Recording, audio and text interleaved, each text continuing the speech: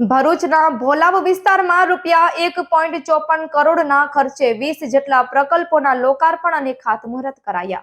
ભરૂચના ભોલાવ પંચાયતના વિસ્તારમાં આજ રોજ ભરૂચના ધારાસભ્ય અને જિલ્લા પંચાયતના કારોબારી અધ્યક્ષના વરદ હસ્તે ₹1.54 કરોડના ખર્ચે 20 જેટલા વિવિધ પ્રકલ્પોના લોકાર્પણ અને ખાતમુહૂર્ત વિધિ યોજાઈ હતી, જેમાં પંચાયત સરપંચ, ઉપસરપંચ સહિત ચૂંટાયેલા સભ્યો અને સ્થાનિક રહીશો ઉપસ્થિત રહ્યા હતા.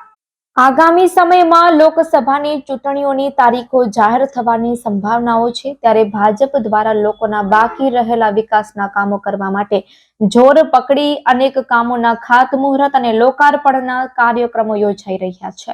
ત્યારે ભરૂચ શહેરના ભોલાવ ગ્રામ પંચાયત વિસ્તારમાં ₹1.54 કરોડના ખર્ચે 20 જેટલા વિવિધ પ્રકલ્પો દ્વારા અનેક વિકાસના કામો થઈ રહ્યા છે.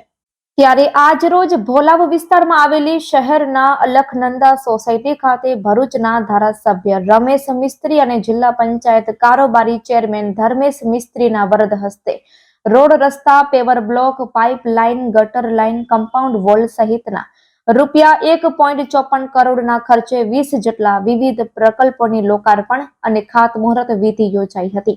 આ પ્રસંગે ભોલાવ પંચાયતના સરપંચ મિનિષા પરમાર, તાલુકા પંચાયત સભ્ય ગોવિંદ પાટણવાડિયા, ઉપસરપંચ યુવરાજસિંહ, જિલ્લા યુવા મોરચા પ્રમુખ વૃષભ પટેલ સહિત ગામના ચૂંટાયેલા સભ્યો અને સ્થાનિક રહીશો મોટી સંખ્યામાં ઉપસ્થિત રહ્યા હતા. Report by Ketan Mehta, Bharuch.